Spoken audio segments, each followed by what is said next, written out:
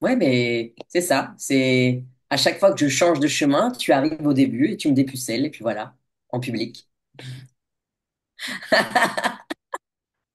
Mais ouais, mais en tout cas, là, avec moi, c'est clair que tu m'as mis le pied à l'étrier déjà il y a 5 ans, ouais.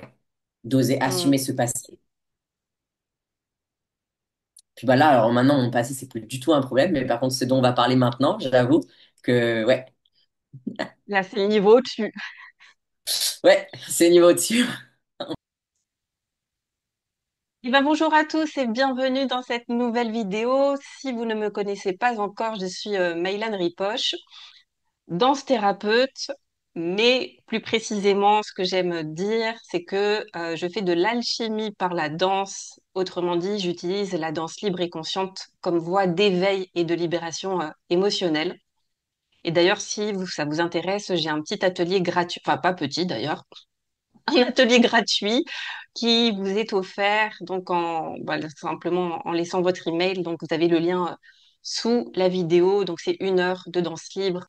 Et aujourd'hui, j'ai la très très grande joie d'aborder un très très grand sujet, comme vous avez pu le voir sur le titre de la vidéo, avec Leïla, que je vais vous présenter juste après, et qui va nous parler de l'énergie christique. Rien que ça. Comment vivre depuis l'énergie divine, comment vivre depuis cette énergie christique et surtout de quoi on parle. Et voilà, donc restez avec nous parce que je pense que ça va être super passionnant. Coucou Leïla et bienvenue, merci. Coco Mylan, merci de m'inviter et de me permettre d'exprimer des choses à ce sujet-là. Ouais, parce que bah, comme on en parlait en off, pour toi, c'est la... T'en parles déjà sur ton compte Instagram, sur les réseaux sociaux, mais disons qu'avec moi, ça va être la première fois que tu en parles de manière aussi assumée et publique, c'est ça? Oui, c'est ça, c'est que là, ça fait à peine une semaine, je crois, quelque chose comme ça, que j'ai commencé vraiment. D'ailleurs, j'ai fait un reel genre coming out en Christ ou un truc comme ça, tu vois, un truc un peu, un titre, parce que ma vie a vraiment changé là maintenant depuis 9 mois et que donc maintenant, il y a vraiment cette notion de Dieu, de foi et de Christ qui sont venus en moi. J'ai vécu des choses incroyables. Enfin voilà, on aura peut-être l'occasion d'en parler. Et donc là, clairement, l'opportunité que tu me donnes, elle est incroyable. Mais si je suis honnête, je sais qu'à l'intérieur de moi, j'ai aussi un peu de stress en train de me dire, j'espère que je vais pas être jugée. Je n'ai pas envie de dire des bourdes. Je ne suis pas théologienne non plus. Tu vois, il y a un peu ce côté-là de, moi, je vais parler de mon expérience, quoi. Donc, je suis très heureuse d'être là, mais voilà, moi, je vais parler en tant que moi qui a rencontré Christ et Dieu dans les larmes, dans la reconstruction.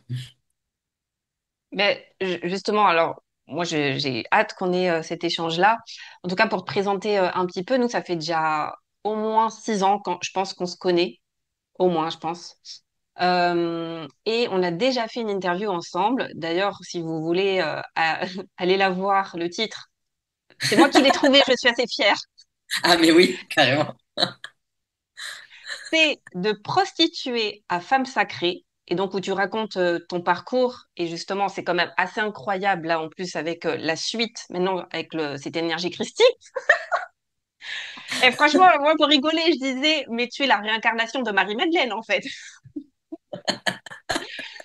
Et au-delà de ça, euh, je disais aussi donc que ça fait un petit moment qu'on se connaît et que aujourd'hui, là où on en est aussi toutes les deux, chacune dans notre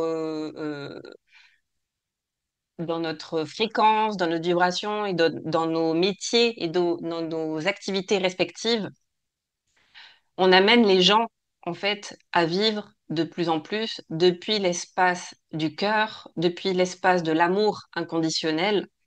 Et quand je parle d'amour inconditionnel, je ne parle pas de sentiments humains, mais je parle vraiment depuis cet espace absolu, depuis l'espace divin. Et ça peut paraître un peu flou, et justement, c'est ça que j'aimerais aussi qu'on aborde ensemble, qu'on partage aussi nos expériences. C'est vrai que moi, j'en parle plutôt dans des groupes privés ou des personnes qui ont suivi mes stages, etc., mais j'en parle pas forcément publiquement. Enfin, je crois pas. Mais en tout cas, voilà, c'est tout ça que j'aimerais qu'on aborde. Et avant ça, peut-être aussi de te présenter ce que tu fais aujourd'hui en quelques mots. Et puis, et progressivement, justement, comment s'est fait ta rencontre avec le Christ ou l'énergie christique, selon comment toi, ça résonne pour toi. Hmm. Euh, Merci. Ben, moi, enfin, je suis thérapeute, énergéticienne et aussi mentor. Et donc, ça fait que j'ai créé une école d'énergéticienne. Je fais aussi des accompagnements individuels. Et j'ai beaucoup accompagné sur la mission de vie, sur pouvoir se reconnecter à soi. Et en fait, bon, à l'heure actuelle, je suis plus sur, pour l'instant, de l'accompagnement individuel où j'aide les personnes vraiment à lever les voiles de l'illusion, à pouvoir travailler sur leur blocage. Euh, Parce que c'est ce qui permet en fait de pouvoir avancer, c'est de voir tout ce qu'on ne voit pas en conscience et de pouvoir aussi libérer tout ce qui est en lien avec les lignées transgénérationnelles, le karma, reprogrammer l'inconscient, mais toujours aussi avec ce prisme de la foi. Et en fait, il y a, je pense, un an, plus ou moins comme ça, j'ai commencé à avoir beaucoup moins d'enthousiasme dans tout ce que je faisais, alors que pourtant, je gagnais de l'argent, je gagnais très bien ma vie. J'avais des personnes qui travaillaient avec moi dans mon équipe, etc. Et, euh, et puis, ben, j'avais plus trop d'entrain. Et puis, j'étais beaucoup dans le faire. Je travaillais 6 jours sur 7, 10 heures par jour. Enfin, c'était un truc très yang. Et petit à petit, ben, les clientes, il y a eu moins de clientes, il y a eu moins d'énergie. Et jusqu'à vraiment là, quelques mois où je suis tombée vraiment au fond du trou en mode, mais tristesse infinie de pourquoi je suis ici sur Terre. Tu sais, à nouveau. J'ai l'impression de revivre ce cycle que j'avais vécu il y a maintenant 15 ans, quoi. Avec vraiment ce truc de mais qu'est-ce que je fous là? Ma vie n'a plus aucun sens. Voilà. Ça se trouve, j'aimerais aller élever vraiment des bananes, tu vois, en Australie. Enfin, tu vois, avec un truc de genre, je ne veux plus être comme ça. Et puis, il y a eu la mort aussi d'une amie à moi qui était très chère, qui travaillait aussi avec moi dans mon entreprise. Enfin, voilà, il y a eu plein de choses qui se sont cumulées. Et j'en suis arrivée vraiment à pleurer chez moi, mais genre vraiment à vouloir tu vois, à vouloir en finir. Avec pas cette Mm. notion de suicide que j'avais pu avoir il y a quelques années, avec il y a 15 ans, mais avec vraiment cette notion de je suis trop en souffrance intérieure, je veux en finir. Et c'est là que, ben, tu vois, il y a une fois, je m'en souviens très bien, j'en pleurais dans ma voiture et tout, j'étais en train de mordre le volant de colère, pour te dire, tu vois, de frustration. J'étais là en mode je Wow, pète un câble. wow. Mm. Et, euh, et là, en fait, j'ai parlé à Dieu et je dis, mais viens, moi, montre-toi, tu vois, je comprends pas. J'aide les gens, j'ai des résultats incroyables, je fais ce que tu me dis, pourquoi je vis ça, tu vois? Et en fait, j'ai vraiment senti une lumière qui est arrivée et un apaisement intense avec vraiment cette conscience en moi de continue de croire. Et puis, j'ai commencé à faire des méditations en Christ. Et en fait, il y a particulièrement une fois où j'ai senti que Christ était là avec moi. Et vraiment, c'était un truc incroyable où bah, il était avec moi et où il me disait, mais viens à moi. Il y avait vraiment cette notion de viens à moi, alors que moi, j'étais un peu anti-Christ. C'est-à-dire, enfin, je croyais en Dieu, mais je voulais pas de Christ. Pour moi, Christ, c'était la religion. Donc j'étais là, non, mais ça va, moi, je crois en Dieu, c'est déjà suffisant. On va pas en plus rajouter Christ. Et il Et y a eu tout alors, un procès est-ce que je, qui s'est fait. ouais, Ouais, est-ce que je vas-y. peux t'interrompre au fur et à mesure? Bien sûr. Ah, mais Quand tu grave. parles justement, tu disais que tu faisais des méditations en Christ avant de vraiment connecter à lui, c'est ça? Ouais, c'est qu'en fait, j'avais l'appel. C'est-à-dire que je suis quand même connecté en soi. Je suis médium maintenant depuis maintenant, je pense, 5-6 ans. Donc, j'ai quand même des messages. D'accord? Et donc là, j'avais vraiment l'intuition. Enfin, j'ai reçu le message de fais des méditations en Christ. Même si t'as pas envie, fais-le. Et donc, bah, j'ai Ça- commencé à le faire. et ça veut dire quoi, méditation en Christ? Ça veut dire quoi? Ben, ça veut dire que là, j'appelais Christ, en fait. J'appelais l'énergie christique. Chose que je faisais jamais. Et donc, au lieu de parler à Dieu, je parlais à Christ. Et je disais, ben, je te connais pas, mais viens à moi. Et, et c'est là où j'ai commencé aussi à relire la Bible, par exemple, le Nouveau Testament précisément. C'est-à-dire que le Nouveau Testament, c'est là où justement Christ est venu sur terre, enfin où Jésus est venu sur terre. Et donc c'est là où on peut lire ben, toutes les paraboles qu'a dit Christ, tout ce qui s'est passé par rapport à sa vie. Et j'ai eu un regard nouveau par rapport à ça. Et il y a une connexion qui s'est vraiment installée. Je priais tous les jours. de vraiment venir me libérer, me délivrer, m'ouvrir le cœur, me faire avoir des prises de conscience. Euh, C'était vraiment quelque chose pour moi d'hyper important de pouvoir demander à ce que la vérité se révèle et à qu'on me montre quel était mon chemin. Et, et en fait, tu vois, par exemple, il y a une chose dans la Bible que j'aime beaucoup, c'est qui dit, le royaume de Dieu est en vous. Et ça m'a vraiment rappelé que on porte tous, en fait, cette énergie christique et qu'on peut tous et toutes incarner ce Christ en nous à travers justement une invitation à revenir à l'amour, notamment, tu vois. Euh, et donc, j'ai aussi lâché. J'ai lâché le fait de ne plus être cette entrepreneuse, entre guillemets, à succès. J'ai lâché le fait de ne plus poster tous les jours. J'ai lâché le fait de ne pas savoir comment j'allais gagner ma vie. Et pour moi, c'était hyper, mais c'était incroyablement challengeant. C'est-à-dire que j'aurais jamais pu imaginer que c'était possible parce que moi, j'étais dans l'énergie yang. Enfin, je pense que tu connais, tu vois, cette énergie de contrôle. Et donc, juste dire, OK, je lâche prise. Je suis au plus bas de la vague. Je lâche prise parce que j'ai confiance. Waouh. Ça a été une épreuve de foi incroyable. En fait, Bah, j'en étais c'est ce arrivé que à un j'allais point où dire. j'étais là, bah, C'est ce que j'allais dire. En fait, là, on t'a demandé un véritable acte de foi, c'est-à-dire faire ce grand saut ce grand saut, faire acte de foi sans savoir si tu as un filet qui va te rattraper. C'est ça la foi, c'est de sauter sans savoir s'il y a un filet qui va te rattraper, en fait. bah ouais, totalement. Et ce qui fait que une de mes plus grandes peurs aussi, c'était le manque d'argent. Parce que j'ai Mm, connu vraiment le manque d'argent, j'ai connu la pauvreté, etc. Et donc, je n'arrivais pas à lâcher l'idée de lâcher aussi l'empire, entre guillemets, que j'avais bâti. Tu vois, il y avait un truc qui s'accrochait à ça. Genre, je veux pas lâcher l'ancienne version de moi, qui est l'entrepreneuse, qui se bat, qui travaille 10 heures par jour, qui va avec les griffes chercher ce qu'elle veut, tu vois. Ce truc très, en final, énergie masculine dans l'entrepreneuriat qu'on peut trouver, quoi. mm. Et je voulais pas lâcher ça jusqu'à ce que je comprenne qu'il n'y avait pas d'autre choix, il fallait que je passe par là. Donc j'ai fait le deuil de cette ancienne version de moi pour ouvrir à autre chose. Mais j'étais en mode, bah, de toute façon, je sens que s'il y a la voie, donc au pire, je me rétame, mais c'était genre une évidence qu'il fallait que je passe par là. Une déconstruction, en fait. Ouais, il y a j'ai déjà 15 000 questions, hein. Donc, je vérifie mon micro. C'est bon, il tient. Euh, Zut. La première. euh, la première. Voilà, j'ai un trou. Oui, si, ce qui me vient, c'est que dans énormément de témoignages de personnes qui ont eu ce qu'on appelle des éveils, en tout cas oui, on va dire ça comme ça, en tout cas qui sont transpercés par par la grâce. Euh, Souvent, ça passe par des situations, comme tu dis, de dépouillement total, ou comme si la vie te retirait tout, et donc il y a comme une certaine forme d'injustice. Tu parlais de colère, ou en tout cas, tu te retrouves un peu impuissante. Oui, ouais, j'imagine que tu parles de Totalement. ça. Ce sentiment d'injustice, de ouais, je me suis battue jusqu'au bout, et pour qu'on me retire tout du jour au lendemain, je comprends pas. Pourtant, j'ai fait ce qu'il fallait, j'aide les gens, je suis entre guillemets une bonne personne. Enfin, je fais tout ce qu'il faut, et pourtant les résultats sont pas là. Et c'est comme si plus je me bats et plus on me retire.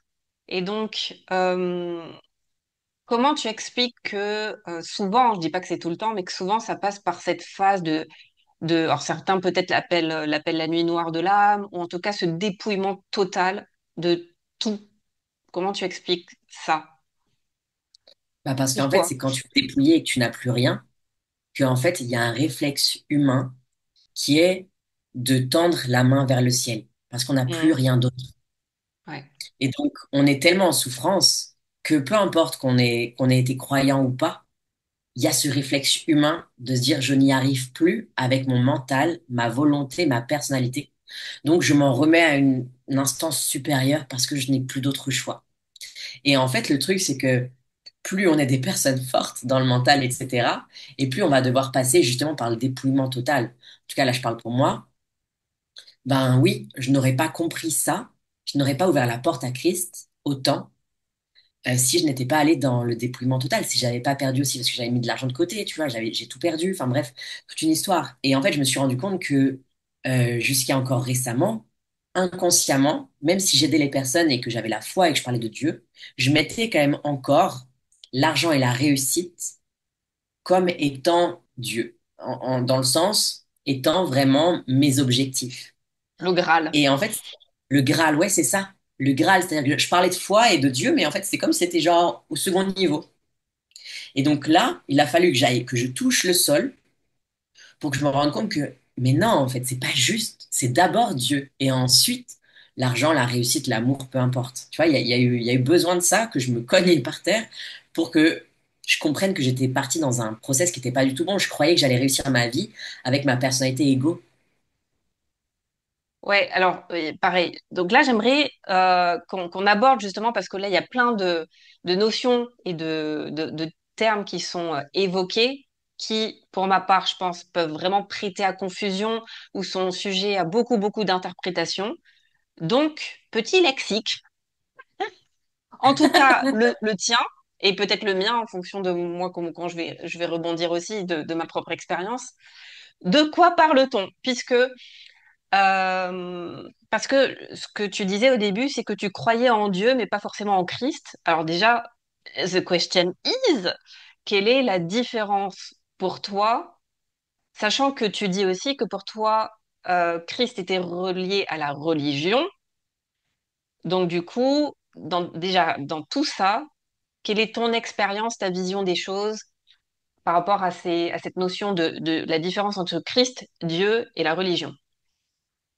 Vous avez Hmm. 5 minutes. Non, je rigole. C'est ça. Euh, pour moi, Dieu, c'est la source, le créateur de tout. Euh, et en fait, Jésus, c'est Dieu qui s'est incarné dans un homme. D'ailleurs, Jésus en hébreu, Attends, là, tu parles de Yeshua, Jésus, hein. ouais, parce qu'en fait, tu vas voir que je vais faire la différence aussi entre Jésus et Christ. Voilà, c'est ça. Donc, c'est pour moi, tout est lié en lien. C'est que Jésus, c'est donc Dieu qui s'est incarné dans un homme. Et donc, Jésus, ça veut dire Dieu qui sauve. Donc, bon, bah, ça veut bien dire ce que ça veut dire. Et donc, pour moi, en fait, c'est Dieu qui a décidé de venir sur Terre pour nous montrer véritablement ce que c'est que l'amour et pour nous rejoindre, en fait, pour nous montrer un nouveau chemin, pour nous montrer le chemin de l'amour pur, le chemin du pardon, le chemin du cœur à cœur avec Dieu. Et puis, il y a Christ. Et Christ, en fait, pour moi, c'est l'Esprit de Dieu qui est venu ouvrir un passage aussi entre le ciel et nous. Quand on parle du Christ, on parle de cette énergie, de l'amour, de la présence divine incarnée. Euh, à mes yeux, en tout cas c'est mon opinion, hein, on a tous cette essence christique en nous, cette présence vivante, cette puissance d'amour qui guérit, qui transforme et qui a la possibilité de devenir comme Jésus. C'est-à-dire il y a vraiment cette notion de...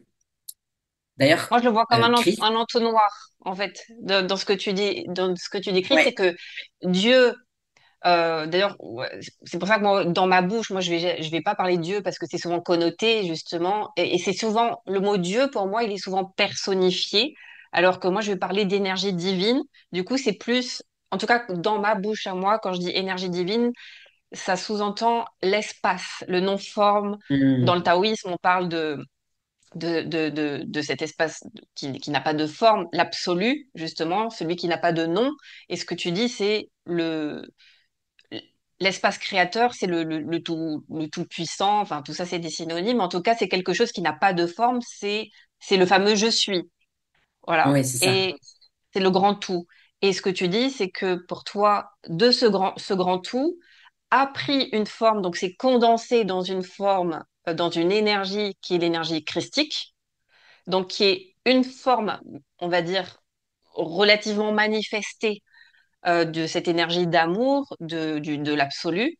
Et cette énergie christique, ensuite, s'est incarnée dans un corps humain à travers Jésus. Ouais. Euh, pour moi, en fait, tout ça, c'est les mêmes dimensions de Dieu, mais Mm. versions différentes. C'est un peu comme les différentes facettes d'une boule à facettes. Et après, voilà, en tout cas, c'est mon interprétation, bien sûr, et c'est mon expérience. Euh, clairement, pour moi, on a tous le potentiel, et c'est ça, quelque chose qui est vraiment important pour moi. On a tous le potentiel de devenir des Jésus, dans le sens des êtres humains qui peuvent réaliser des miracles, qui sont vraiment reliés à Dieu, etc. Parce qu'on a tous Christ en nous. Donc pour moi, Jésus, c'est le personnage et Christ, c'est cette énergie qui nous relie à Dieu et qui fait qu'on a tous cette possibilité. On est tous des Christ potentiels. Et parce que on peut se relier à Dieu en vivant dans la vérité, dans l'amour, la foi. Et d'ailleurs, Jésus, l'humain, a dit, vous ferez des œuvres plus grandes que celles que j'ai faites. Et Hmm. ça veut bien dire ce que ça veut dire. Et Que on Jésus, est ça veut pas capable. dire aussi ça veut pas dire aussi je suis. Ah, peut-être. Moi, j'étais restée sur ce que ça veut dire en Dieu qui sauve, mais peut-être que ça veut dire aussi je suis, hein, clairement. Je sais pas, il me semble que je l'avais entendu, mais peut-être que je me trompe. Mais en tout cas, Jésus, ça me fait penser, en tout cas en français, peut-être ça marche pas dans toutes les langues, mais à je suis. Et d'ailleurs, ce que Totalement. tu dis, pour moi, c'est ce que Bouddha dit aussi. C'est que on est tous des Bouddhas, des potentiels Bouddhas en fait. Enfin, on a tous Bouddha en nous. Et encore une fois, on parle pas d'une personne, on parle d'une énergie en fait, une énergie d'amour. Et donc, est-ce que tu dirais justement, là, je parle de Bouddha. On va dire que moi, dans ma vibration, moi pareil, je n'ai pas de religion, mais de par mes origines aussi, on va dire que moi, ça serait plus l'énergie bouddhique qui me parlerait plus par rapport à ma vibration à moi. Est-ce que tu dirais finalement que Bouddha, c'est une autre fréquence de Dieu, de l'énergie divine, qui a pris une forme, une texture, une couleur, une fréquence un peu différente de celle du Christ, ou pour toi, c'est la même?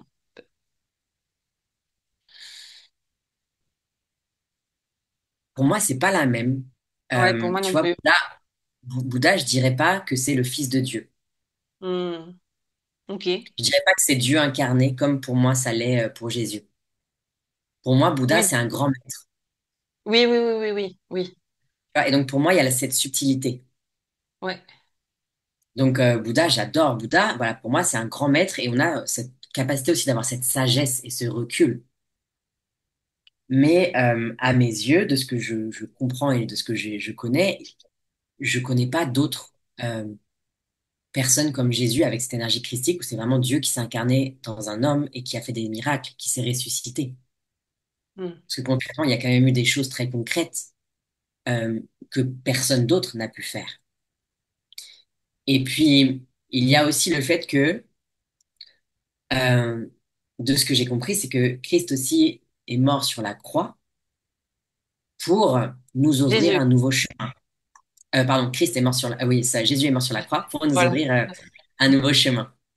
Et pour, en fait, c'est comme si cet acte de la croix, ça, je le connaissais pas, hein. Ça, je l'ai appris il y a pas longtemps. Enfin, je l'ai appris, je l'ai reçu il y a pas longtemps.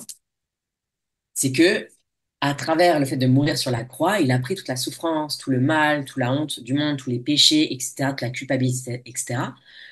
Et il y a un avant-Christ et un après-Christ. Et c'est comme si le après-Christ, en fait, il n'y a plus besoin d'avoir peur de Dieu, de croire qu'on n'est pas assez, etc. Peu importe ce qu'on fait, on est déjà pardonné. Ça peut paraître un peu bizarre, mais il y a vraiment cette notion d'amour absolu.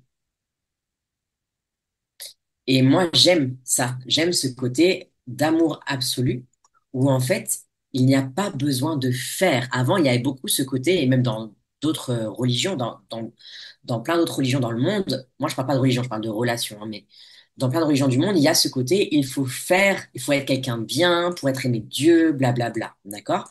Moi, ça me parle pas. Moi, ce qui me parle, c'est que euh, après la croix, justement, c'est vraiment cet acte de sacrifice ultime, genre, je sacrifie mon fils pour vous montrer que ça y est, vous pouvez vivre dans l'amour. Et en fait, il n'y a pas besoin de faire des choses, vous êtes déjà aimé comme vous êtes. Voilà, donc ça, en fait, c'est aussi quelque chose qui, à mes yeux, est vraiment super intéressant, c'est qu'il dans ce côté, il n'y a pas besoin de forcer, parce qu'on est dans une culpabilité énorme, et ça, je le vois autant dans les séances que dans moi-même, hein, de porter cette culpabilité de je ne suis pas assez, je ne mérite pas, blablabla, d'accord? Tout ça, on le porte. Et même, il y a des personnes hein, qui sont dans les religions qui disent, ben oui, je faisais tout pour plaire à Dieu, je me sentais constamment insuffisante, je culpabilisais, blabla. Et donc, avec la peur de pas être tracé, peur de décevoir. Et je pense que cette relation aussi à Christ, vu qu'il a été aussi, à Jésus, vu qu'il a été aussi humain, nous permet de sentir que c'est possible, d'être dans l'amour, de vivre à travers un espace d'amour et d'être aimé de Dieu, quoi qu'on fasse. Hmm. Et bah, moi, en tout cas, je peux parler de... Pour moi, en tout cas, la religion, elle, bah, paradoxalement, en tout cas, telle qu'elle a été beaucoup interprétée par les êtres humains, euh, elle est très divisante. Et avec Hum, le bien et le mal. Et en fait, pour moi, de ce que j'en ai compris, c'est que la religion chrétienne a été mal interprétée, justement, en tout cas, l'enseignement de cette énergie christique a été interprété par les humains qui ont défini ce qui était bien et ce qui était mal. Mais cette énergie, pour moi, au-delà de tous ces mots, pour moi, quand on a fait l'expérience, je parle pas, et justement, la religion est basée sur des croyances. Ça veut dire, tu crois ce que tu as entendu, mais tu n'as pas fait l'expérience. Pour moi, une croyance, elle est mentale. Mais pour moi, être en contact avec le divin, c'est en avoir fait l'expérience. Et quand tu fais l'expérience de l'énergie christique ou de l'amour pur, moi, je peux parler vite fait aussi de mon expérience. Moi, c'était pas cette énergie-là qui est venue, elle n'avait pas de forme ou pas de texture particulière, c'était juste de l'amour en barre, du pur amour. hum, Euh, j'ai vu justement, je me dis, toutes les personnes encore qui considèrent qu'il y a du bien et du mal, oui, elles sont croyantes, elles croient en quelque chose d'extérieur à elles, mais quand tu as fait l'expérience de la pure lumière, du pur amour, de la pure conscience, de cet amour divin, tu sais dans tes cellules, tu réalises, et c'est pas quelque chose qui passe par la tête parce que justement ça te fait exploser la tête d'amour justement, et tu comprends que bah justement tu as toujours été aimé, tu as toujours été accepté, tu l'es depuis toujours, et que t'as pas à agir de telle manière pour avoir des bons points à la fin en disant t'as été gentil, tu vas au paradis, t'as été méchant, tu vas en enfer. Ça n'existe pas, ça c'est des concepts humains.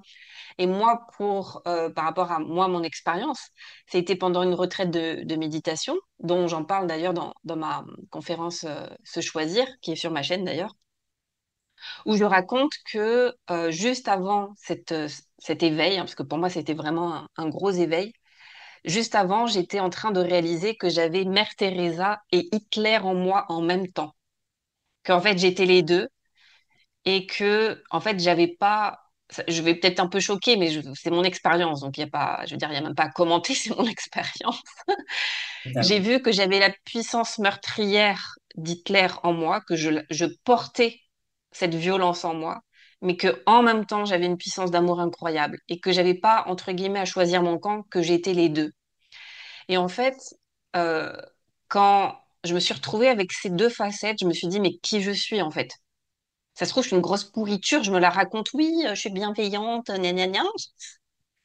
Mais ça se trouve, je suis une grosse pourriture. Et en fait, j'ai vu que, bah, en fait, oui. Enfin, oui, je suis les deux. Je suis pas Mhm. l'un ou l'autre. Je porte tout en moi. Et quand j'ai mis le doigt dessus, c'était un moment très précis pendant une retraite de méditation. À ce moment-là, je suis sortie dehors parce que moi, mon truc, on va dire ma blessure, une des blessures, moi, un peu qui est une blessure humaine, qui était ma peur d'être jugée, ma peur du regard des autres et le fait de je serai aimée que quand je serai parfaite, que quand je serai une bonne personne. Et en fait, quand j'ai eu cette réalisation-là, en fait, j'ai eu la grâce qui m'est tombée dessus. Et c'est vraiment quelque chose, quand on a fait l'expérience, on sait que ça se ne contrôle pas. Ça te tombe dessus, tu peux pas dire, ouais, je vais méditer, à ce moment-là, il va se passer. C'est, c'est la grâce, ça te foudroie. Donc moi, j'ai été foudroyée. Vraiment par la grâce, ça a duré pendant 1 heure où je me suis mis à pleurer, à rigoler en même temps, mais je suis devenue complètement folle. Enfin, en fait, c'était tellement intense pour mon mental qu'en fait, je me suis retrouvée à pleurer, à avoir un fou rire en même temps. Mais je me souviens, ma tête me disait, j'avais mon mental qui me disait, mais tu rigoles ou tu pleures? T'es triste ou t'es contente? Et genre, tu vois, le cerveau qui était, qui pétait un câble en disant, mais qu'est-ce qu'elle nous fait? Elle est complètement barge. Et en fait, je me suis dit, mais ça y est, je suis folle.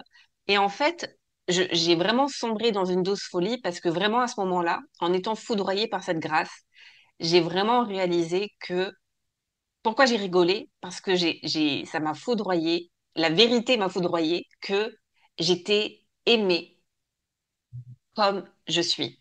C'est-à-dire que ça m'a dit, façon de parler, tu es aimé, tu as toujours été aimé tel que tu es, tu n'as rien à faire pour être aimé, et je t'aime autant. Enfin, c'est pas je, c'est tu es aimé.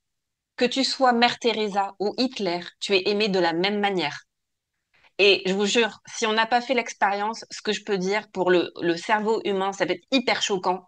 Mais quand on fait l'expérience, c'est pour ça qu'on pleure de grâce, parce que quand on le réalise, on se dit, oh, mais je vais être grossière, mais putain, je me suis battue Mais grave.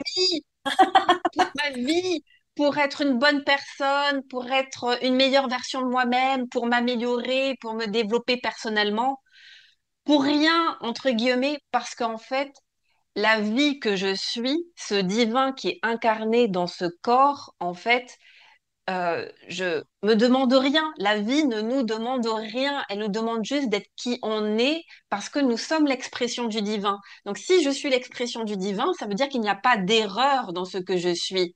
Ce que je suis suffit. Je suis assez. Je suis déjà aimée, en fait.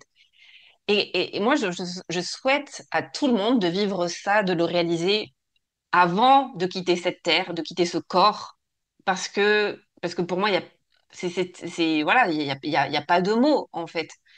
Et du coup, voilà, en tout cas, moi, mon expérience, ça a Ouais, été ça. Après, on oublie, et juste pour quand même pour préciser quelque chose par rapport à Hitler et Mère Teresa, c'est que en fait, c'est une question, tout à l'heure on parlait d'entonnoir, et pour moi c'est sur le plan de l'absolu, la vie que nous sommes, oui, il n'y a pas de jugement. La vie est, nous sommes déjà acceptés tels que nous sommes. Par contre, en effet, sur le plan terrestre, il y a des lois universelles, enfin il y a des lois de cause à effet, et en effet, si j'ai un acte malveillant envers quelqu'un, je reçois de la malveillance. En tout cas, il y a des effets. Il y en a qui appellent ça le karma, en tout cas la loi de cause à effet. Donc, bien sûr que je vais pas me transformer du jour au lendemain en meurtrière parce que c'est pas ma joie, en fait, de devenir Hitler. C'est pas mon choix. Euh, mais sur le plan de l'absolu, ce que j'ai vu, c'est que même si je décidais de tuer mon voisin, ce que je ne ferai pas, euh, sur le plan divin, c'est égal. exactement. Mais ça, c'est énorme comme prise de conscience. Dans le sens, pour moi, c'est aussi énorme. Et en fait, on n'est personne pour juger, justement, les meurtriers, les violeurs ou peu importe. Et je parle en connaissance de cause, dans le sens, ça m'a beaucoup aidé par rapport à justement pardonner aux violeurs, tu vois. Dans le sens, ok, ils en sont où ils en sont. L'humain, il est vraiment dégueulasse, mais l'âme, elle est magnifique. Parce que de toute manière, l'âme, elle est reliée au divin. Donc, elle est aimée inconditionnellement. Et je pense que, euh, pour moi, en tout cas, l'amour christique permet aussi ça, d'aimer inconditionnellement l'autre. Ça ne veut pas dire valider ou approuver, mais l'aimer, quelles que soient les choses qu'il fait. Et ça demande un certain niveau de maturité et de sagesse pour arriver à aimer inconditionnellement.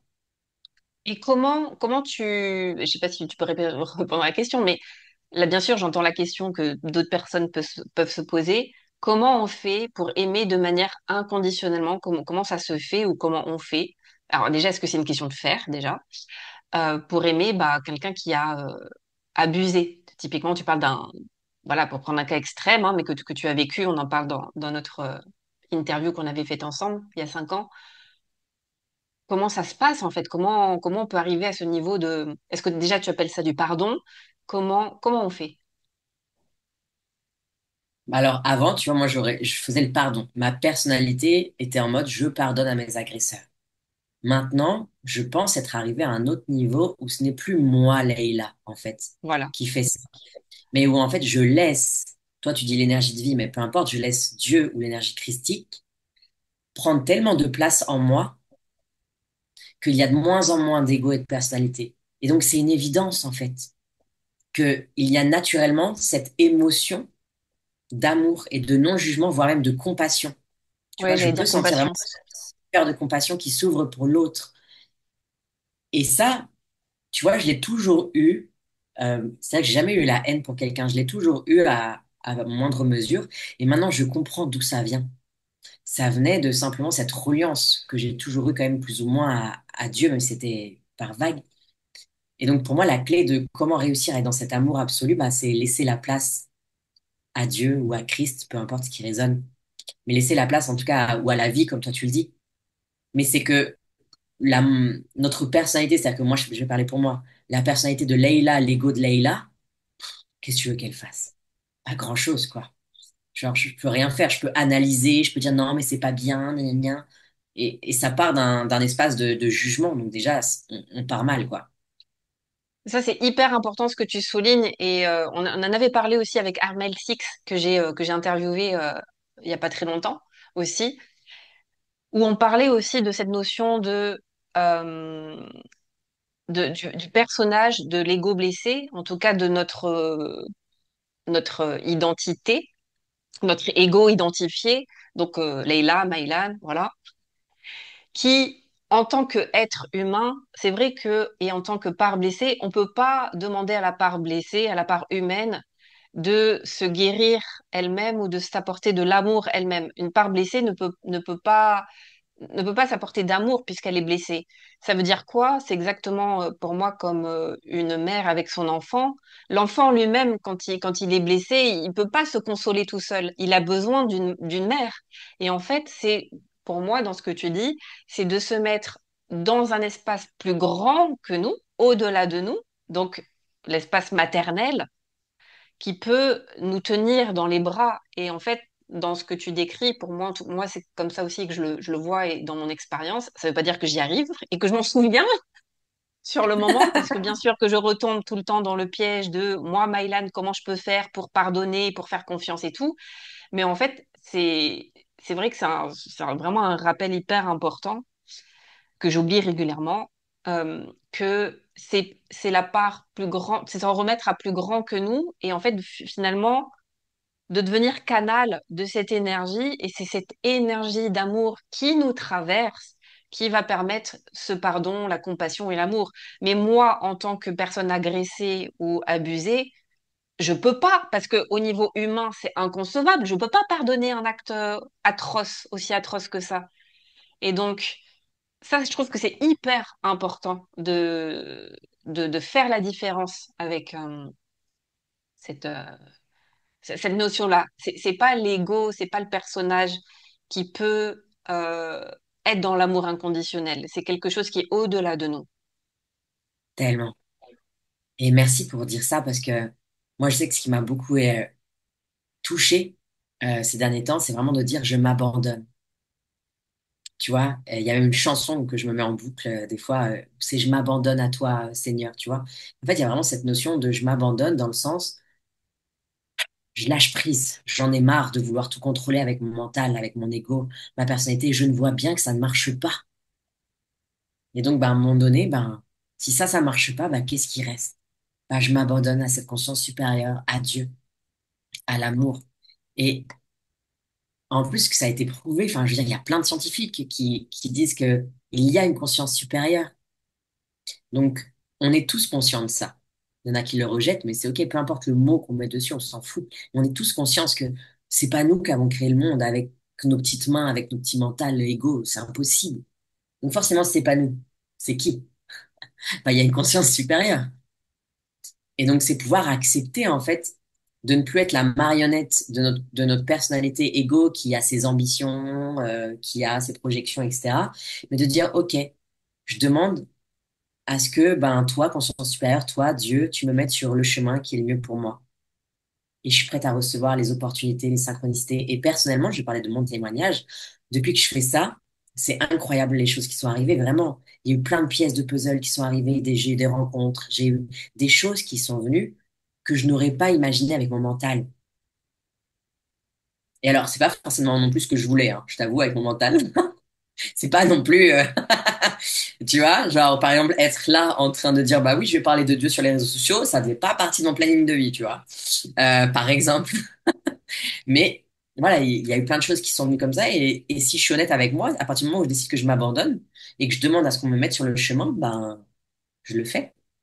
Et en fait, ça me nourrit intérieurement. J'ai jamais ressenti autant de paix et de joie que maintenant, alors que concrètement, matériellement, il y a rien à voir, par exemple, avec il y a encore un an et demi, tu vois. Et donc, et même, même amoureusement, etc. Enfin, je veux dire, ma vie extérieure n'est pas resplendissante comme ce que j'aurais imaginé ou comme ce que ça a pu être à un moment donné. Au contraire, tu vois, c'est vraiment pas foufou, quoi. Mais pourtant, à l'intérieur, c'est incroyablement magique. Et donc Ça, ça a pas pris. bah, c'est magnifique que tu puisses partager ça parce que enfin, je trouve ça super beau que tu mettes en lumière et que tu partages, j'allais dire, honnêtement et authentiquement ce qui se passe pour toi. Parce que extérieurement, on pourrait dire, non, mais en fait, je veux dire, il y a rien qui va, en fait. En tout cas, elle a tout perdu. Et la nana, elle est dans la paix, la joie et l'amour. Et c'est là où on voit que tout est une question de posture intérieure et que, je veux dire, je vais dire un truc qu'on sait qu'on a tous entendu, hein, mais que le bonheur ne se fait pas à l'extérieur, en tout cas ne dépend pas des conditions extérieures. Et en fait, toi, t'en fais vraiment l'expérience, c'est-à-dire qu'on t'a tout retiré, le mec la thune les clients, C'est ça. et pourtant, t'as jamais été aussi en paix, en fait. Ouais, c'est incroyable. C'est-à-dire que voilà, j'ai pas d'autres mots et j'aurais jamais pensé parler de ça parce que moi, j'ai quand même vécu toute ma vie à partir d'un espace de survie et un espace de combat. Et donc, c'était hyper important de pouvoir avoir de la sécurité extérieure au niveau émotionnel, de la sécurité extérieure au niveau financier, de la réussite extérieure qui venait valider que je suis assez, que je suis quelqu'un de bien. Enfin voilà, il y avait quand même ça qui se jouait plus ou moins à un gros dosage, quoi. Et là, j'ai perdu ça, enfin entre guillemets, j'ai perdu. En tout cas, c'est parti. Et, et genre, j'ai là vraiment la sensation que ben c'est OK et que demain, tu vois, je pourrais même limite vendre des kebabs. Et ben, il y aurait une espèce de et que tu vois, il y aurait une espèce de paix intérieure de bah c'est OK. Si je le fais, c'est que il y a une raison. Bon, en l'occurrence, je pense pas que j'irai vendre des kebabs parce que je pense pas que ça soit ma mission, tu vois. Mais il y a un truc de cet ordre-là, tu vois, de vraiment un peu tout est possible. Mm. Et alors, question, comment peut-être les personnes qui nous écoutent pourraient se dire, OK, bah moi j'aimerais pouvoir m'en remettre à m'abandonner justement à Dieu, à cette énergie christique. Comment on fait? Parce que ça passe pas par le mental. Comment comment on fait? Et surtout, bah, toi tu accompagnes les gens aussi aujourd'hui, parce qu'on parlait en effet, tu ne vends pas de kebab. Et d'ailleurs pour info, elle est parce que je me fais aussi accompagner par Leïla et franchement, elle est très très pertinente dans ce qu'elle capte, dans ses soins aussi. Ouais, c'est vraiment très puissant. Donc on sent il y a de la lumière derrière, quoi. Euh, ouais, comment peut-être les gens qui se poseraient la question, comment vivre depuis cet espace-là? Comment faire pour m'abandonner? Et surtout, comment on fait la différence entre cet abandon et vivre depuis cet espace-là et vivre depuis la volonté personnelle? Comment toi tu fais la différence? Ouais, en tout cas, en plus, avant de répondre à ta question, j'aimerais juste aussi préciser que cet abandon, ça veut pas dire pas d'action. Ouais. Pour moi, c'est quand même important parce que j'étais la première à me dire, bon, ils me font chier, en train de dire, oui, mais il faut s'abandonner au divin. Et j'étais là, ouais, mais ok, je fais quoi? Je suis sur le canapé et j'attends que la mort arrive, tu vois? Genre un peu ce truc, genre, ouais, et concrètement, tu vois? Et donc, je veux juste préciser que ça n'a rien à voir. C'est vraiment un abandon à l'intérieur de soi de je ne veux plus écouter mon mental qui me dit, bon, là, je vais parler pour moi, il faut que tu postes tous les jours, il faut que tu recrées des programmes, il faut que tu ailles vraiment au combat pour aller recréer ton empire, tu vois. Et il y a cette voie-là, hein, elle est là, hein, mais je la suis pas. Et ce côté en moi qui est là en mode, je m'en remets à Dieu, à plus grand parce que j'ai foi. Et donc, en gros, ça rebondit à ta question, c'est-à-dire que à mes yeux, ce qui va être important, c'est de pouvoir se reconnecter à sa foi. Et donc, bien souvent, ça va passer par enlever toutes les peurs et les croyances sur la religion. hein, qu'on a eu, clairement, parce qu'on porte ça de toute manière. On est dans une société judéo-chrétienne, même si on n'est pas chrétien ou catholique, quoi, tu vois. Et, et de pouvoir faire l'expérience, en fait, de cette foi à travers, ben, moi, personnellement, j'aide les personnes justement à faire des libérations pour leur permettre de pouvoir se reconnecter à leur essence, pour leur permettre aussi de pouvoir se reconnecter à Dieu ou au divin, comme tu dis, et de pouvoir, en fait, se reconnecter à l'amour qu'elles sont. C'est comment pouvoir se reconnecter à notre essence, l'amour qu'on est, voire même le Christ qu'on est en nous, en enlevant les blocages, en levant les voiles de l'illusion, en, euh, en pointant du doigt aussi, mais avec amour. Tiens, je vois que je suis gouverné par l'envie d'être validé par les autres, et donc ça m'entraîne à faire telle et telle action. Mais est-ce que c'est vraiment ce qui est juste pour moi? Et comment tu En gros, c'est un distingues, peu... Vas-y. par exemple, l'exemple que tu donnes, euh, par exemple, si je pousse le bouchon, à quoi je sais que c'est pas le divin qui veut que je fasse plus d'actions pour recréer mon empire? À quoi, comment tu distingues que, parce qu'il pourrait dire ça, parce que ça pourrait être ça aussi, c'est-à-dire c'est pas Ah bah, juste bah, je m'abandonne et puis voilà. C'est pour ça, du coup, comment intérieurement on distingue que la voie de la justesse, c'est celle-là, et alors que la voie de la justesse, justement, où cet abandon pourrait très bien passer par, et ben là, tu te bouges les fesses, tu vas faire ça et ça pour recréer ton empire, comme tu dis. Comment tu distingues du coup? totalement, mais tu as entièrement raison, hein. Et d'ailleurs, je sais que là, je recommence à mettre en place des actions parce que justement, c'est comme si de nouveau, je sens cet appel et je sais que je vais sûrement en remettre de plus en plus, mais sauf que ça ne sera pas à partir du même espace. Ah voilà, et comment tu Et distingues? voilà, ben, comment je distingue? C'est une énergie assez, enfin, c'est une question très pertinente, mais assez compliquée. C'est que, ben, c'est est-ce que ça vient du cœur ou est-ce que ça vient de la tête? Pour moi, au final, il n'y a que ça. C'est est-ce que quand je pense à cette action que je dois faire, ça me met en joie, ça me procure de Exactement. l'amour? Est-ce que Mm. ça m'ouvre ou pas? Et bien souvent, en fait, ne serait-ce que ça, et puis même on peut regarder, on peut poser la question et sentir à l'intérieur de, OK, quand je me pose, tiens, je pense à, je sais pas moi, aller démarcher une entreprise pour vendre mon projet. Est-ce que ça s'ouvre à l'intérieur ou est-ce que c'est lourd en mode, ouf, est-ce que ça fait du plomb? Ou est-ce que si je pense plutôt, tiens, je vais plutôt créer des dessins et puis après je les posterai sur Insta. Tiens, ça s'ouvre plus. J'ai une notion plus de légèreté. En fait, ça va aussi passer beaucoup par le corps. Moi, pour moi, il y a vraiment notre corps et notre boussole aussi. Et d'ailleurs, dans les accompagnements que je fais, on travaille à travers le corps, bien sûr. Donc moi, je reçois des guidances sur ce que les personnes, il y a à voir comme blocage, etc., sur les personnes. Mais le but, c'est pas que je fasse Madame Irma. Le but, c'est de pouvoir aussi redonner la souveraineté à la personne, de pouvoir choisir en conscience, justement, qu'est-ce que la personne sent elle-même en elle. Bon, et pour moi, c'est ce que tu dis, c'est en fait, c'est suivre la joie. C'est qu'est-ce Suivre qui la est foi. joyeux, qu'est-ce qui est joyeux à cet instant.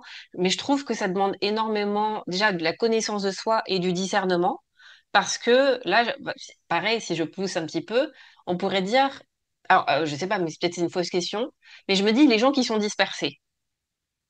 Bon, c'est un jugement, mais les gens, les personnes, je peux faire partie de cette catégorie-là, même si oui et non.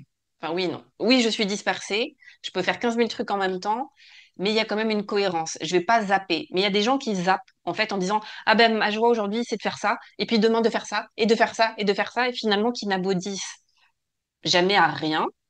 Enfin, en tout cas, ça ne concrétise pas. Et donc, ils vont utiliser le prétexte de la joie en disant, bah, en fait, hier, moi, ce qui me mettait en joie, c'était de faire ça. Et puis finalement, bah, aujourd'hui, c'est ça. Et puis demain, c'est ça. D'un côté, oui, enfin, je veux dire, suivre sa joie, c'est vivant. Donc, ça peut changer. Ça peut changer. Mais est-ce que c'est pas aussi comment dire, une certaine fuite ou, je sais pas si tu vois ce que je veux dire. Et ouais, je vois très bien. Mais c'est très pertinent, encore une fois. À mon avis, voilà, ceux qui sont très dispersés, et je suis la première là-dedans, parce que moi j'ai le TDA en plus, donc j'ai un problème d'attention, donc je suis la reine de la dispersion. Moi aussi. Euh, et en même temps, je m'observe. Je sais que parfois ça peut être une fuite, justement Ouais. parce que je n'ai pas envie d'aller faire cette chose-là. Et ce qui est aussi intéressant, c'est de pouvoir aller voir. moi maintenant c'est ce que je fais en tout cas, tiens, si j'ai pas envie d'aller faire cette chose-là, quel est le blocage derrière? Est-ce que c'est parce que c'est quelque chose qui me fait chier au final? Ou est-ce que c'est parce que j'ai peur d'être vu ou peur du jugement? C'est deux choses différentes. Si le projet en soi me fait chier, bah autant l'abandonner. Si c'est une peur du jugement ou d'être visible, là c'est juste aller travailler des peurs en soi ou des croyances et se faire aider. Donc c'est toujours, ok, si je n'arrive à rien concrétiser dans ma vie, est-ce que c'est parce qu'il n'y a aucun projet qui vraiment m'enthousiasme? Et donc je l'ai fait juste parce que, ben voilà, c'est sympathique, mais il n'y a pas vraiment un engagement. Je me sens pas sur mon chemin. Il y a aussi cette notion-là, tu vois, de créer quelque chose sur notre chemin, quelque chose qui va servir la communauté, le monde, nous-mêmes. Est-ce qu'il n'y a rien qui vraiment me transcende ou est-ce que ben, c'est parce que j'ai des peurs? Peur de la visibilité, peur de l'échec, etc. Et ça, je le vois énormément avec plein de clients, justement, qui sont en train de bourdonner partout. Ouais. Et c'est pour ça que pour moi, le travail intérieur va de pair avec, en même temps, la reconnexion à la foi. Ouais, et moi, ça rejoint ce que je disais, le discernement et la connaissance de soi. Question, autre question. Comment on reconnaît... J'adore ta tête. Tu sais, quand t'es là, t'es attention. Alors, parce que... attends, d'abord, je pose ma question, parce que des fois, je commence des phrases, je les finis pas. Comment on reconnaît réellement l'énergie christique et comment on sait qu'on ne se raconte pas d'histoire? Aujourd'hui, dans le milieu spirituel, il y en a plein. Je veux dire, comment dire? Je vais le dire comme ça vient, spontanément. Ouais, ouais, C'est pas bah, très grave si bien. je passe pour celle qui juge, mais j'assume, je juge. Euh, Il y a des personnes qui, genre, je canalise Isis, je canalise Marie-Madeleine, je canalise Jésus, tout ce que tu veux.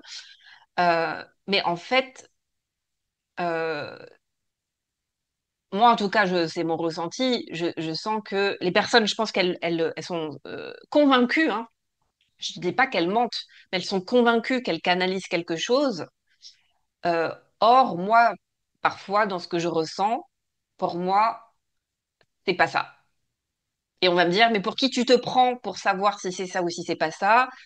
Eh ben, je me prends pour moi, en tout cas. C'est tout. C'est Et déjà donc, pas en tout cas, mal. c'est déjà beaucoup. Et donc, il y a beaucoup de fake, Total. il y a beaucoup d'ego spirituel, il y a beaucoup, voilà, il y a beaucoup ah non, d'escroquerie dans ce milieu-là aussi, de personnes qui te font des soins justement à partir de l'énergie du Christ et tout. T'inquiète pas, voilà, je canalise le Christ et donc je vais te faire un soin. Comment, déjà au-delà, avant de parler des autres, mais de soi à soi, comment on sait si l'énergie qu'on canalise, c'est la plus pure, puisque dans ce que tu dis, d'ailleurs, autre question dans la question, comment toi tu décrirais cette énergie christique? Du coup, comment on la reconnaît? Voilà, première question. Et l'autre question, c'est voilà comment distinguer si on est vraiment relié à cette énergie vraiment de manière pure, authentique, et à partir de quand finalement il y a notre filtre à nous, ou parfois, j'en parlais avec un ami encore la semaine dernière, il me disait que parfois il y a des entités, des présences, là je vais peut-être loin dans les réflexions, hein, qui se font passer, qui Mhm. ressemblent à l'énergie de Jésus, Marie-Madeleine, Marie, Mhm. tout ce que peu importe l'avatar, mais qui n'est pas ça. Totalement. La question à 2 millions. Mais je te rejoins entièrement et c'est pas une question de jugement, il y a de la fausse lumière. C'est juste Voilà. comme on dit, je sais pas, il y a un chien qui mord et il y a un chien qui mord pas. Tu vois, c'est pas un jugement, c'est un fait au final. Donc il y a de la lumière, il y a de la fausse lumière. Et déjà, pour moi, j'ai beaucoup de mal, hein. En tout cas, ça sonne pas juste avec les personnes qui disent je te fais un soin christique. Je te fais un soin de l'archange, je ne sais quoi, 14e bataillon des extraterrestres à point bleu. D'accord? C'est ce truc-là. Il y a du jugement, j'avoue. Mais c'est que moi, pour ma part, en fait, je sens que je ne suis pas appelée à faire un soin christique à la personne, mais à la reconnecter elle-même à l'énergie Hmm. christique. C'est-à-dire que pour moi, c'est vraiment différent. Tu vois, la subtilité déjà, c'est que je suis pas en train de lui dire je canalise l'énergie christique pour toi parce que de toute manière, tu as besoin de moi comme intermédiaire. Pas du tout. Il n'y a pas besoin d'intermédiaire. Donc pour moi, c'est apprendre aux personnes à se rappeler comment se connecter à Dieu et à Christ. Déjà, ça de base. Parce qu'il n'y a pas besoin L'autonomie. d'intermédiaire. Autonomie, bah oui, sinon en fait, je suis comme un prêtre. Je dis non, tu sais pas. Il faut que je fasse pour toi. Non. Enfin, tu vois, ça part pas du tout d'un espace de cœur, quoi. Et puis, il y a ensuite ce truc de l'énergie, par exemple, christique, c'est amour, c'est humilité, c'est vérité. Elle cherche pas à impressionner. Elle cherche pas à manipuler. Elle Hmm. pacifie. Elle ramène toujours au cœur. Et elle agite pas, en fait, elle apaise. Donc, il y a aussi ce côté, est-ce que je suis vraiment relié à une fausse énergie ou à une vraie énergie, ou est-ce que la personne avec qui je parle est reliée à une vraie énergie ou à une fausse énergie? Bah, quelles sont ses paroles? Quelles sont ses paroles? Et puis ensuite, un niveau plus profond, hein, tu parlais de discernement aussi, mais cette fois-ci, je dirais de ressenti énergétique. Qu'est-ce que je ressens d'elle? Est-ce qu'elle me met mal à l'aise? Est-ce que je sens qu'il y a un truc qui est pas net derrière? Tu vois? Et il y a vraiment ce truc-là. Est-ce que aussi elle me fait croire cette personne ou est-ce que je ressens cette énergie comme quoi, grâce à cette énergie, je vais devenir tout puissant, je vais devenir Dieu ou qu'il y a même une dépendance? Ouais. Ça, pour moi, c'est des signes en fait de non, quoi. Ça, c'est hyper important ce que tu soulignes, la notion de prise de pouvoir. Parce que, mais je veux dire, moi, la première, bien sûr que je consulte des personnes pour m'accompagner, me guider sur mon chemin. Et c'est hyper facile, je le vois, de tomber dans le piège de donner son pouvoir à quelqu'un parce qu'on a l'impression que nous, on capte pas cette énergie-là. Donc, je donne mon pouvoir à l'autre qui, lui, sait mieux que moi, sent mieux que moi, euh, perçoit mieux que moi. Et donc, du coup, je vais gober ses paroles, etc. Et je trouve que c'est hyper important de, voilà, les alertes que tu donnes, les points de vigilance, notamment sur comment on se sent, quel est le discours, est-ce que c'est vraiment un discours qui remplit, qui apaise, au contraire, qui fait culpabiliser, qui juge, qui diminue, euh, ou en tout cas, qui demande à ce qu'on remette son pouvoir à l'autre. Ah non, mais Et en effet, j'adore. l'autonomie et donc la dépendance vis-à-vis de quelqu'un, vigilance, enfin alerte même, red flag. Ah bah, clairement, red flag de fou. Parce que, à mes yeux, et de ce que j'ai compris, c'est que nous sommes appelés à nous reconnecter à Dieu ou au divin, ou peu importe comment on l'appelle, par nous-mêmes et pas par quelqu'un qui va nous faire croire que lui seul a la réponse. Donc, bien sûr, quand au départ, nous-mêmes, on n'arrive pas à ressentir, on veut se faire accompagner par quelqu'un de confiance. Mais c'est toujours pareil, à qui je remets mon pouvoir? Et ça, c'est vraiment important parce que des thérapeutes ou des accompagnants ou des médiums ou des coachs ou peu importe, il y en a maintenant des centaines de milliers, il y en a qui foisonnent. Sauf que ce n'est pas forcément, déjà, c'est écouter les paroles, certes, mais au-delà, il y a des gens, leurs paroles sont parfaites, hein, mais leur énergie derrière, elle est dégueulasse. En tout cas, moi, je le sens. Et on me dit, ah, mais t'as vu un tel, elle a dit un truc, je regarde, je suis là, ouh, genre, j'ai limite des frissons, tu vois, de dégoût, quoi, dans le corps. Parce que c'est pas OK, quoi. Donc, c'est aussi pouvoir se faire confiance, écouter son intuition. Et je pense que c'est important aussi, de toute manière, dans la vie, de développer sa capacité à ressentir pour développer son autonomie, pour développer son discernement, pour développer son intuition. Et c'est ce que tu fais d'ailleurs. Ouais, totalement. Merci de le dire. Avec les personnes que tu accompagnes, bah, pour avoir fait des séances avec toi, avant toi de donner ton ressenti, d'abord tu nous demandes voilà, qu'est-ce qu'on ressent, qu'est-ce qui est vrai pour nous, voilà, comment ça résonne avant toi de dire ton ressenti ou ce que tu perçois, ce que tu peux entendre, enfin tes différentes perceptions. Mais en tout cas, ouais, j'aime bien parce que ça nous permet de reprendre notre pouvoir et Ouais, de totalement. développer notre discernement. Bah, c'est ça, c'est qu'il y en a plein qui me disaient, moi, je vois ça, mais je suis pas sûre et tout. Et en fait, je suis un peu là pour dire, bah, si, moi, j'ai la même image, je reçois la même chose. Et donc, aussi pour valider la personne, tu sais, elle a peut-être un peu besoin qu'on la valide au début dans ses sensations. Et puis parfois aussi, je vais pouvoir voir d'autres choses un peu plus profondes que ce qu'elle ne voit pas. Mais en fait, je vais toujours commencer par elle, qu'est-ce qu'elle voit ou qu'est-ce qu'elle ressent. Ouais. Parce que, à mes yeux, c'est pas juste d'asséner quelque chose comme étant une vérité. Et donc, dans ce cas-là, j'ai l'impression de prendre un peu son pouvoir. Et en même temps, ça m'empêche pas de pouvoir dire aussi ce que je vois sur des situations et autres. Mais il y a cette notion toujours assez fine de comment pouvoir partager des messages et en même temps laisser l'autre aussi pouvoir les vivre. Et toi, comment tu fais? C'est une question là pour toi, mais que je pourrais aussi me poser pour moi. Comme tu es canal, donc c'est-à-dire qu'il y a une énergie qui, qui passe à travers toi, mais à travers ton filtre. Comment Hmm. toi, justement, tu développes ton propre discernement? Comment tu sais que ce qui va sortir, j'allais dire, de ta bouche est le plus pur de cette énergie qui est descendue? Et quelle est la part de Leïla? C'est-à-dire que moi, je trouve que c'est pas forcément évident, parce qu'à la base, l'énergie, elle n'a pas de forme, il n'y a pas de mots, tu vois. Donc, en fait, on capte quelque chose, et par rapport à nos propres filtres, notre personnalité, peut-être nos croyances, ça va sortir par notre bouche. Je veux dire, d'une certaine manière, on va lui donner une forme, alors qu'à la base, c'est une énergie qui n'a pas forcément de forme, mais qui a une texture, une couleur, etc., que nous, on va nommer d'une certaine manière, tu vois. Comment toi, tu t'assures, j'allais dire du mieux possible, parce que je pense que le filtre zéro n'existe pas. Le filtre personnel au niveau zéro n'existe pas. Enfin, je crois pas. Euh, ouais, voilà. Comment tu fais, toi, pour rester le plus pur possible dans ce que tu transmets? Bah alors déjà, j'ai beaucoup travaillé sur moi quand même pour libérer pas mal de traumas, hein. Déjà, première étape.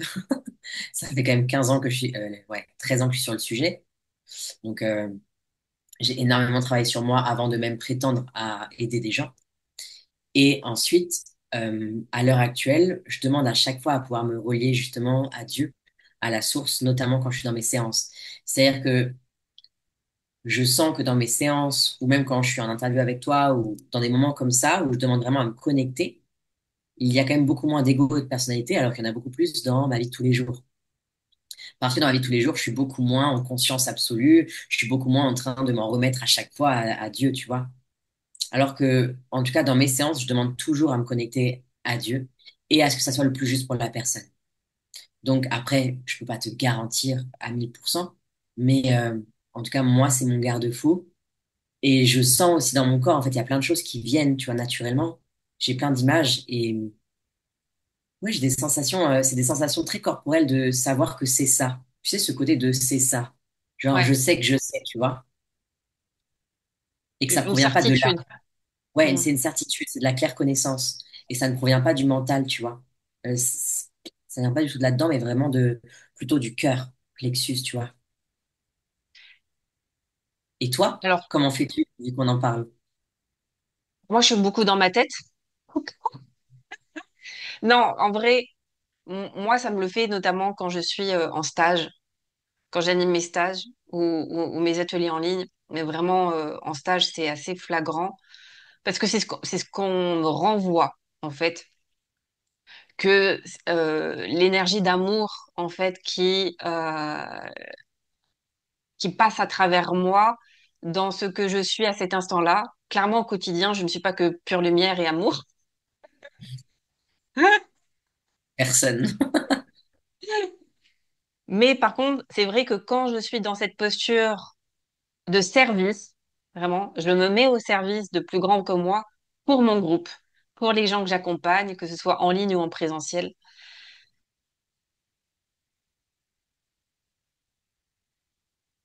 Ben en fait, ouais, c'est comme si je fais confiance que dans ces espaces-là, tout est juste.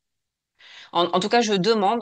En fait, pour moi, voilà, et peut-être ça peut clôturer avec la question que j'avais tout à l'heure, mais peut-être ça serait aussi la conclusion de tout doucement de notre échange sur comment se connecter à cette énergie-là, comment vivre depuis cet espace-là, et surtout qu'est-ce que ça peut changer concrètement dans nos vies. Parce qu'il y a plein de gens qui peuvent se dire, ouais, mais moi, en fait, moi, ça me va, hein, de continuer à construire mon empire et voilà. Mais pour revenir, pour moi, ça part d'une intention. C'est je pose l'intention de. Alors moi, j'appelle d'autres énergies. Alors ça dépend. Disons que moi, je suis assez branchée. Alors on va dire que c'est une fréquence différente, mais en ce moment, je suis assez connectée à l'énergie de Kuan Yin, qui est la déesse de la compassion en Chine, qui est en gros la Marie version chinoise. Mais en tout cas, dans l'énergie, bah, moi, c'est plus, on a bien compris, plutôt à l'Est. L'énergie aussi des Dakini, l'énergie de Tara, donc ce genre d'avatar, d'archétype. Mais dans ce que tu décris, j'ai l'impression que toi, le Christ, entre guillemets, tu le places encore au-dessus parce que ça, c'est des avatars, des formes, alors que le Christ, il n'a pas vraiment de forme. La forme, ça serait Jésus, on va dire. Une des formes, c'est Ça. Jésus, comme une des formes, c'est Tara, Kuan Yin, tout ça. Donc, moi, souvent, peut-être parce que ça dépend, j'alterne entre invoquer parfois certaines formes, notamment bah, Kuan Yin. Donc des fois, c'est souvent elle que j'invoque dans mes espaces. Parce que c'est comme si le fait de lui donner une forme, ça le rend plus concret pour moi. Mais en vrai, souvent je me connecte je demande juste des fois je l'appelle l'énergie universelle, le divin, la conscience absolue. Mais c'est comme si, c'est tellement grand en fait, que moi pour l'instant, je le mets encore dans une forme identifiée. Mais voilà, en tout cas, ça passe par l'intention. Je pose l'intention que cette énergie, en tout cas, infuse dans la salle, dans ce que je vais dire, dans ce que je vais faire, et après, je fais confiance. Et donc après, bah, je sais plus si c'est moi qui parle, si c'est cette énergie qui parle à travers moi. Juste, je peux juste faire le constat que à chaque fois, il se passe des trucs qui me dépassent dans dans mes stages. J'en parlais là en story il y a même pas 2 semaines. J'ai animé un atelier juste 1 heure pour des personnes. Et il y a des personnes, notamment une, qui a été foudroyée par la grâce. Je me dis, bon, il se passe des choses. Et une autre qui m'a dit le canal d'amour que tu as ouvert, tu vois. Et je veux dire, j'en ai, je peux pas dire que j'en ai conscience. Oui, je sais que ce qui passe à travers moi, et comme toi, j'ai beaucoup travaillé sur moi aussi, et que je veux dire je m'ouvre de plus en plus à cette fréquence d'amour et donc du coup c'est ce qui passe de plus en plus à travers moi, mais clairement je veux dire là avec je sais pas combien de stages aujourd'hui j'ai animé, mais de voir que c'est toujours les mêmes mots qui reviennent dans la bouche des gens et notamment cette notion d'amour. J'ai même dans un de mes derniers stages, il y a un groupe mon groupe est en train de danser, ils étaient en groupe à un moment, et puis ils avaient tous les yeux fermés. Et je me suis rapprochée d'eux et j'ai commencé à danser autour d'eux. Il y avait un peu de contact et voilà. Et il y en a une, elle m'a dit, à un moment, j'ai senti ta présence, j'avais les yeux fermés. J'ai senti la présence, elle me dit l'énergie d'amour. Elle m'a dit, j'avais l'impression que c'était Ama. Et je me suis dit, waouh. Mais moi, j'ai pas posé l'intention. Enfin, je me suis pas prise pour Ama ou quoi. Mais elle me dit, c'était un truc de fou. Elle me dit, quand j'ai senti ton énergie, je me suis mise à pleurer, quoi. Elle m'a dit tellement que l'énergie d'amour à travers toi, elle était hyper forte. Et donc, et moi, j'en ai pas forcément conscience. Enfin, je sais pas si tu en as conscience, mais moi, des fois, oui, je sens qu'il y a vraiment, je me dis, pouf, il y a un truc là qui est puissant dans la salle et clairement, il se passe un truc. Mais moi, mentalement, je sais pas ce qui se passe en fait. Je sais juste que j'ai posé l'intention et à partir du moment où on pose l'intention, ça arrive. Mais c'est ça. C'est exactement pareil. Je suis pareil que toi. Et en stage aussi, j'ai eu des retours incroyables sur cette puissance d'amour. Et je pense que tout simplement, c'est parce qu'on est des canaux. on a appris à vraiment laisser de côté l'ego, la personnalité, en tout cas, même si c'est pas au quotidien. En tout cas, c'est dans certains espaces, on laisse ça. Et après, dans notre quotidien, bon, bah, on devient notre personnage avec ce qu'il est, quoi. Donc ça, c'est assez magique. Et pour rebondir, peut-être pour finir, comme tu disais, à ta question de mais pourquoi au final s'abandonner? Alors que moi, je suis trop contente avec mon objectif de faire, tu sais, on va le faire un peu à ce qui est sur les réseaux sociaux, tu vois. Mon objectif de faire 30 000 € par mois ou voire 50 000 € par mois, le million, blablabla. Moi, je suis trop contente avec ça. Ben, en fait, à mes yeux, il n'y a rien de mal à vouloir faire 50 000 € par mois ou même le million. En fait, là n'est pas le propos. C'est juste, est-ce que ma vie est dirigée par ça ou est-ce que ma vie est dirigée par l'amour, la foi et ensuite, en second plan, il y a cet objectif-là. Et la différence principale, elle est aussi dans certaines clientes que j'ai eues qui étaient riches, avec, tu sais, genre la famille idéale, genre le poisson rouge, les 3 voitures, les 2 enfants, enfin la villa, enfin tu sais, genre voilà, le stéréotype, mais qui à l'intérieur était vide. Donc, en fait, c'est pourquoi se reconnecter à la fois à Dieu, c'est pour être rempli et Hmm, se sentir aimé quoi qu'il arrive et se sentir en sécurité quoi qu'il arrive. magnifique. Et ben, peut-être dernière question. Bah, si le Christ, là maintenant, si je te demande de te brancher, et si c'est OK, hein, s'il y avait eh ben, un Il y a- message qui a besoin d'être dit maintenant, entendu, ce serait quoi? Ben, je partagerais bien de faire une petite prière ensemble dans ce cas-là. Si c'est OK pour toi, de une Bah, bien minute ou sûr. deux, hein. Yes. Donc, je t'invite à fermer les yeux. Hmm. Puis tu vas pouvoir demander à te relier à Christ, ou si c'est pas OK pour toi, à te relier à Dieu, ou si c'est pas OK pour toi, au divin. Mais en tout cas, à l'énergie supérieure, ça c'est une évidence. Et tu vas pouvoir commencer à dire, aujourd'hui, j'ai envie d'abandonner entre tes mains tout ce que je ne comprends pas. Je décide d'abandonner mes résistances, mes peurs, mes doutes. J'abandonne ce que je crois devoir contrôler et ce que je n'arrive plus à porter. Je te donne mon cœur brisé, mes attentes déçues, et je te demande de venir à moi, me montrer comment est ton amour. Montre-moi ta puissance, ton amour. Fais tomber une pluie de bénédictions sur moi chaque jour. Montre-moi le chemin qui mène vers toi. Je dépose tout à tes pieds, ma vie, mon histoire, mes douleurs, mes rêves. Je ne veux plus vivre par la peur, je veux être porté par ta grâce. Et je te demande de me faire sentir ce que c'est qu'être connecté à toi et de pouvoir m'abandonner à toi en toute confiance. Viens ouvrir en moi cet espace qui a soif de toi. Viens remplir mon cœur, mon âme et mon corps. Et cela est. Amen.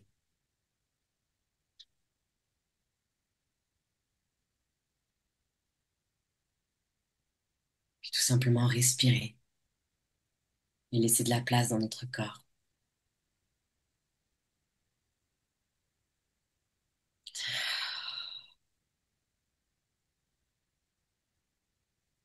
Et on peut même se demander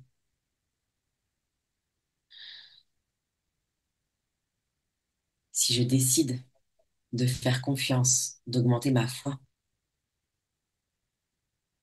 est-ce que je peux lâcher toutes ces doutes et ces peurs que j'ai encore et sentir que mon cœur s'ouvre? Parce qu'au final, c'est ce dont j'ai besoin.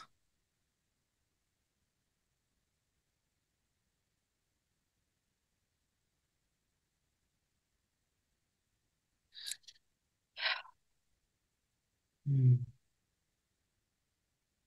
Merci. Et quand tu veux, tu pourras ouvrir les yeux si tu le souhaites.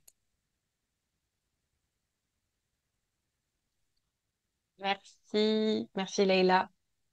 Ça me fait penser que moi, j'ai pas parlé de mon expérience, mais j'avais dû te raconter. Moi, j'ai eu deux fois deux expériences où, comme je l'ai dit juste avant, moi, je suis pas forcément connectée. Enfin, je pensais pas ne, un, deux, trois.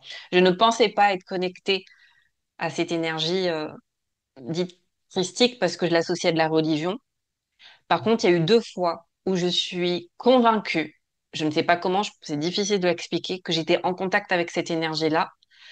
Parce que, en tout cas, pour moi, dans la couleur, déjà, c'était une énergie, je dirais, de qualité masculine. Alors que ma première expérience d'éveil que je racontais tout à l'heure, c'était plutôt une qualité féminine.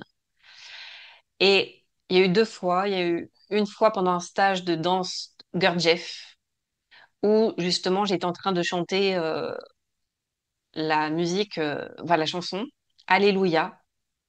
Hmm. Et on devait faire des gestes très, très précis. Enfin, si vous connaissez pas Gurdjieff, c'est très, très spécial, mais bon, en tout cas, moi, j'ai pas compris ce qui s'est passé, mais c'est très, très puissant. Et où je me suis retrouvée plaquée au sol, justement dans cette posture d'abandon, donc en prosternée, en fait. Et là, je me suis mise à pleurer, pleurer, pleurer, et c'était ultra puissant. C'est comme s'il y avait un espèce de pilier de lumière sur moi, et j'étais de la grâce. Je sais pas, tu vois, je sens encore l'émotion là quand j'en parle.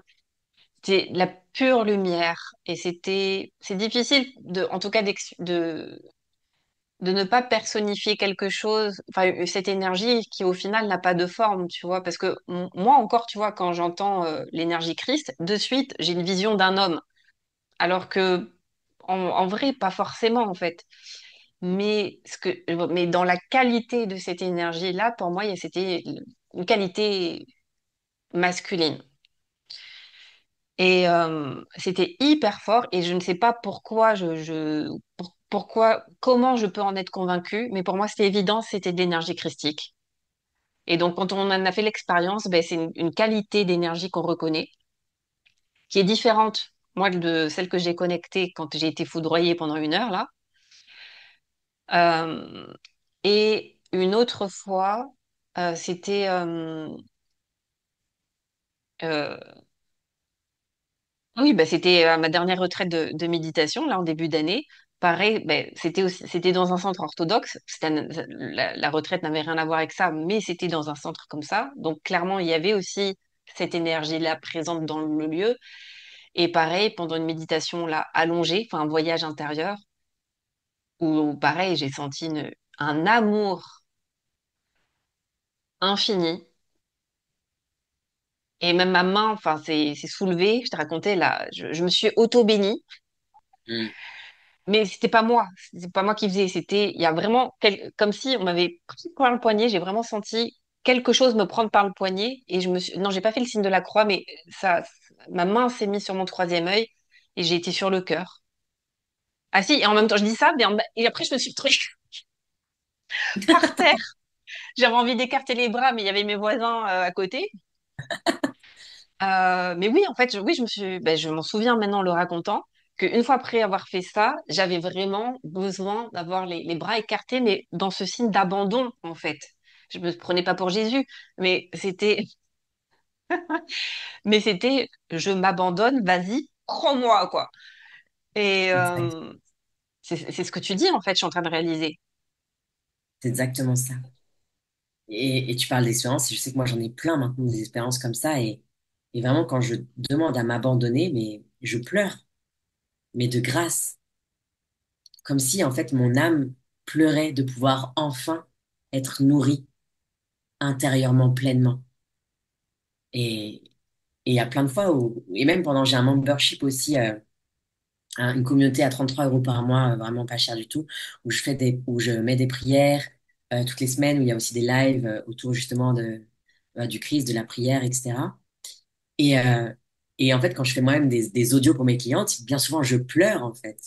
Mais tu vois, c'est des larmes de grâce. Et c'est exactement ce dont tu parles. C'est quelque chose de plus grand que nous qu'on n'a même pas conscientisé, qui arrive et qui nous prend. Et ça, faut le vivre, ouais, pour pouvoir l'expérimenter. Merci infiniment, Leïla. Est-ce que tu aurais un dernier mot pour conclure notre échange et puis peut-être aussi terminer sur, parler un peu de tes accompagnements et comment on te contacte si on veut cheminer avec toi? Alors, les pigeons voyageurs, ça marche pas. Donc, sur les réseaux sociaux. Euh, à l'heure actuelle, en tout cas, il y a surtout trois grandes choses. Il y a donc le membership dont j'ai parlé, qui est une communauté où on partage autour de la foi, où on partage et il y a des prières, etc. Et puis, il y a aussi l'accompagnement individuel pour là permettre de pouvoir lever les voiles, aller travailler en profondeur, se reconnecter aussi à ses capacités, se reconnecter à son essence, à l'amour. Puis j'ai aussi mon école d'énergéticienne qui est justement maintenant devenue vraiment l'école d'énergéticienne en Christ, où en fait j'accompagne les personnes à pouvoir développer leur capacité de thérapeute, d'énergéticienne, mais aussi avec le côté de la foi. Parce que j'ai pas raconté, mais j'ai aussi vécu, enfin j'ai fait des soins avec des prières christiques qui sont venues comme ça naturellement. Et en fait, les personnes m'ont dit c'est des miracles ce qui s'est passé. Il y a eu vraiment des avant-après au niveau des guérisons. Et c'est pas moi qui ai mis ce mot-là, c'est vraiment elle. Et donc, je vois aussi à quel point, tu vois, cette énergie de miracle, elle est là, à travers le Christ. Et donc, j'ai décidé aussi de l'enseigner, parce que, ben, on est là pour ça. Et puis, pour terminer, je dirais que, en fait, se reconnecter au Christ, ou même à Dieu, c'est pouvoir se reconnecter à l'amour et n'être plus dans la survie, mais être dans la vie, la vraie, celle qui guérit, celle qui élève et celle qui nourrit.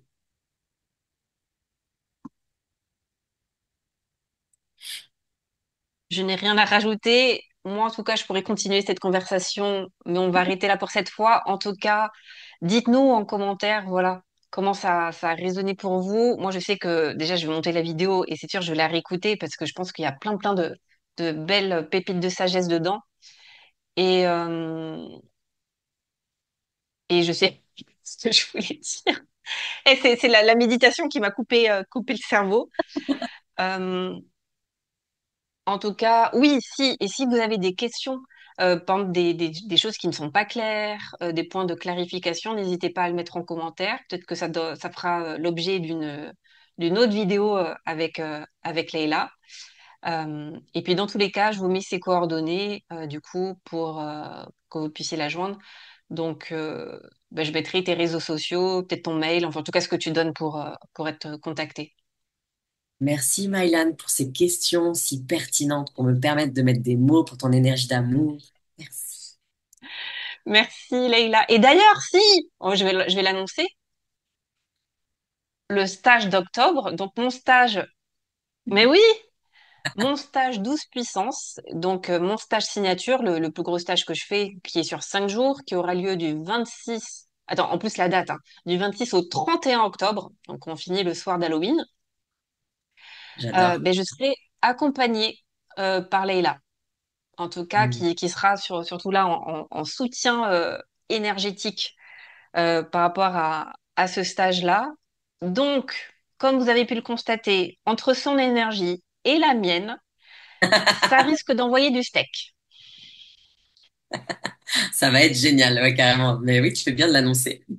Oui, ouais, non, je pense que ça va envoyer du gros lourd. En tout cas, enfin, en tout cas, voilà, il y a une opportunité. On ne sait pas s'il y aura une suite ensemble ou pas, mais en tout cas, si vous avez un appel du cœur pour Leïla, c'est now. Merci à tous, merci à toutes. En tout cas, on a hâte de découvrir votre ressenti par rapport à cet échange. Et puis, merci infiniment, Leïla, voilà, d'avoir joué le jeu avec moi, d'avoir répondu à toutes ces questions et puis surtout d'avoir partagé ta belle et puissante énergie d'amour qui, en tout cas pour moi, qui est évidente, qui se ressent. Merci à toi, Mylan, vraiment.